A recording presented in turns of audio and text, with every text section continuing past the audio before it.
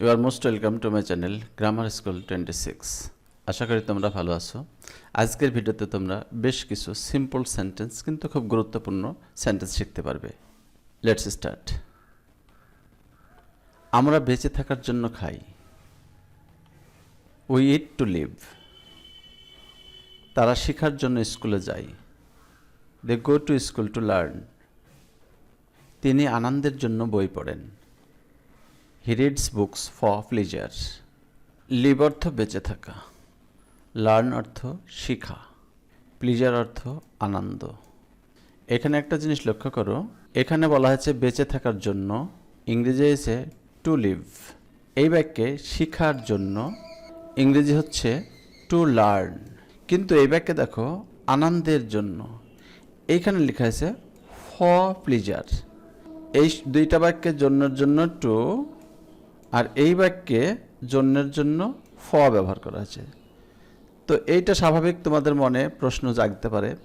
তো এইটার কারণ হলো দেখো বেঁচে থাকার জন্য, এই বেঁচে থাকা এটা ভাব, শিখার জন্য এই শিখা এটাও ভাব, কিন্তু এই প্লেজার বা এই যে আনন্দের জন্য এই আনন্দটা ভাব না, এটা নাউন। তাই যখন ভাব আসবে তখন তার পূর্বে টু বসাতে হবে। To live, to go, to learn, to see, to meet, এরকম। কিন্তু যদি নাউন আসে তখন টু না বসে ফ বসবে। ফ প্লেজার, আনন্দের জন্য। সে গাড়ি কিনতে ঢাকায় গেছে। He went to Dhaka to buy a car. লোকটি তোমার সাথে দেখা করতে চাই। The man wants to meet you.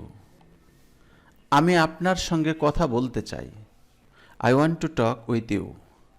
কেনার ইংরেজি বাই, চাওয়ার ইংরেজি ওয়ান্ট, দেখা করা বা সাক্ষাৎ করার ইংরেজি মিট, কথা বলার ইংরেজি টক।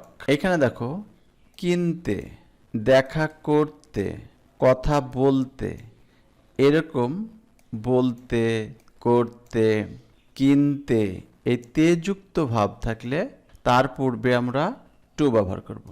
Two buy, to meet, to talk, যেতে, টু গো, খেলতে, টু প্লে, এরকম। কারোর সাথে কথা বলার সময় টকের পরে উইথও বসে, টুও বসে। আমি এখানে উইথ ব্যবহার করেছি। মা আমাদের জন্য ভাত রান্না করেছে। Mother has cooked rice for us. সে কাজটি তোমার জন্য করেছে। He has done the work for you. আমি তোমার জন্য বইটি কিনেছিলাম। I bought the book for you. এখানে দেখো মা রান্না করেছে, রান্না করাটা অলরেডি হয়েছে, তোমার জন্য কাজটা করেছে, এরকম করেছে, হয়েছে, গিয়েছে, দেখেছে, এরকম হলে প্রেজেন্ট পারফেক্ট টেন্সে, অর্থাৎ তখন সাবজেক্টের পরে হ্যাজ বা হ্যাভ বসে সাবজেক্ট অনুযায়ী, তারপরে মূল ভার্বের পাস্ট পার্টিসিপল ফর্ম বসে বা V3 বসে। এই দুইটা বাক্য প্রেজেন্ট পারফেক্ট টেন্স, তাই সাবজেক্টের পরে দেখো হ্যাজ বসেছে এবং মেইন ভার্বের V3 বসেছে। আর এই বাক্যটা দেখো আমি তোমার জন্য বইটি কিনেছিলাম, কিনেছিলাম এটা পাস্ট টেন্স, তাই এখানে সাবজেক্টের পরে V2 হয়েছে, অর্থাৎ ভার্বের পাস্ট ফর্ম বসানো হয়েছে। আরেকটা জিনিস লক্ষ্য করো, আমাদের জন্য, আমাদের ইংরেজি আওয়ার, তারপর তোমার জন্য, তোমার ইংরেজি your.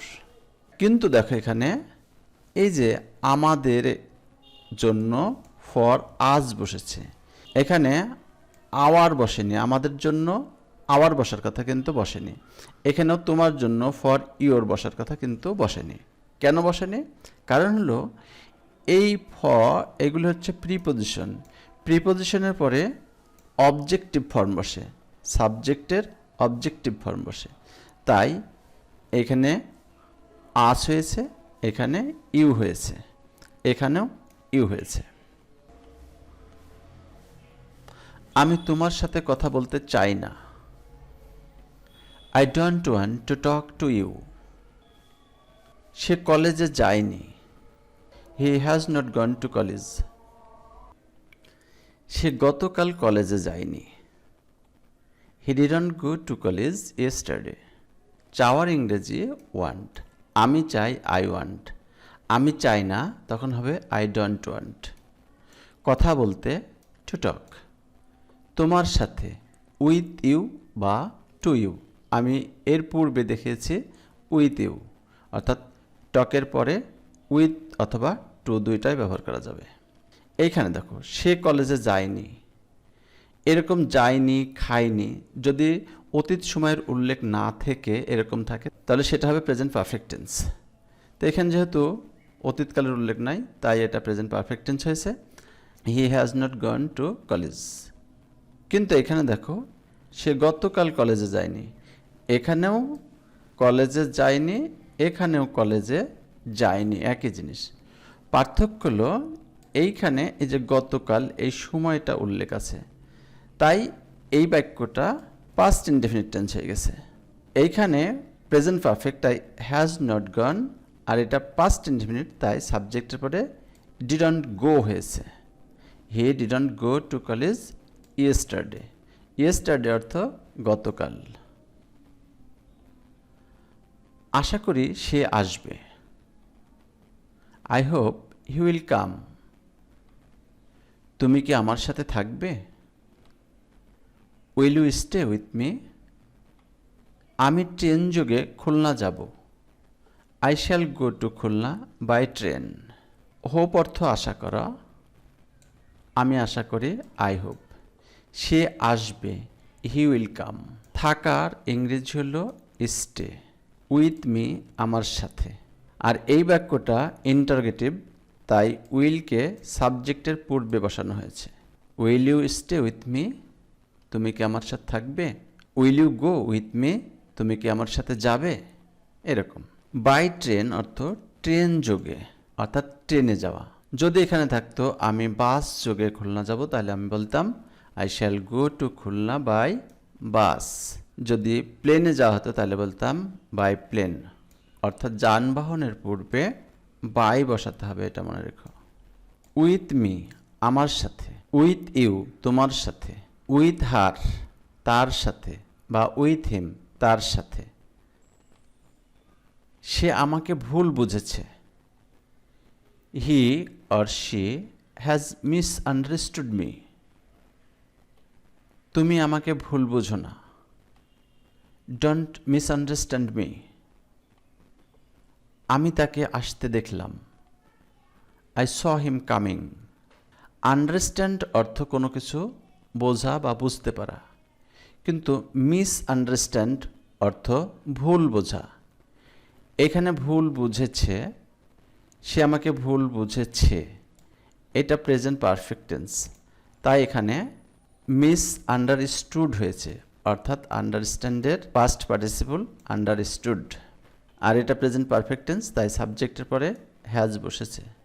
Subject third person singular হলে হ্যাজ বসে, অন্য সবার সাথে হ্যাভ বসে।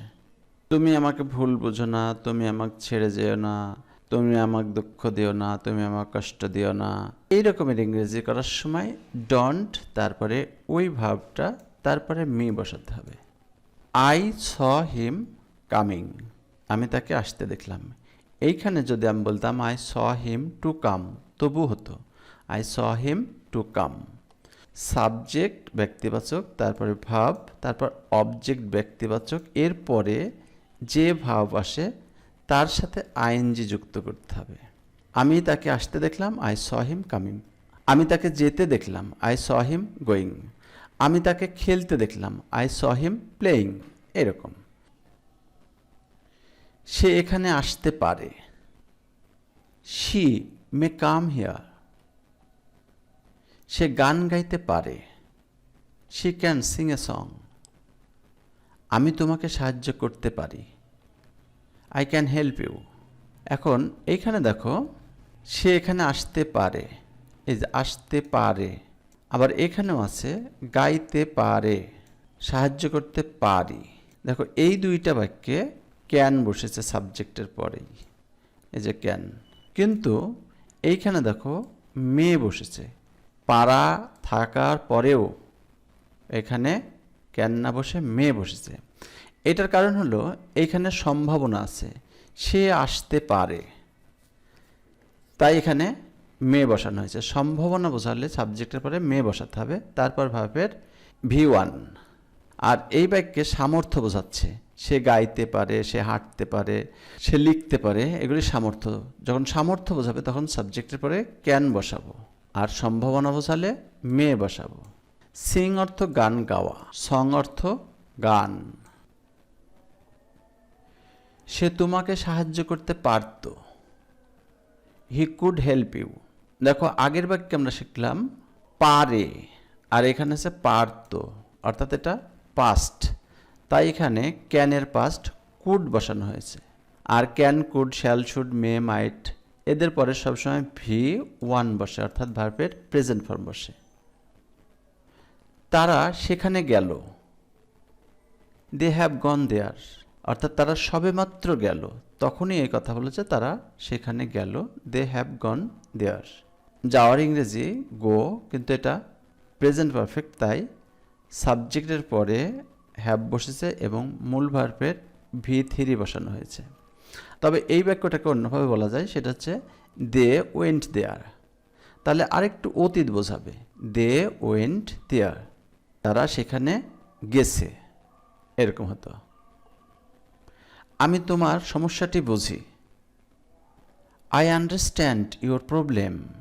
আন্ডারস্ট্যান্ড অর্থ বোঝা, বুঝতে পারা, প্রবলেম অর্থ সমস্যা। অনুরূপভাবে আমরা বলতে পারি আমি তোমাকে বুঝি, আই আন্ডারস্ট্যান্ড ইউ। আমি তোমাকে বুঝি না, আই ডোন্ট আন্ডারস্ট্যান্ড ইউ। আজ এ পর্যন্তই।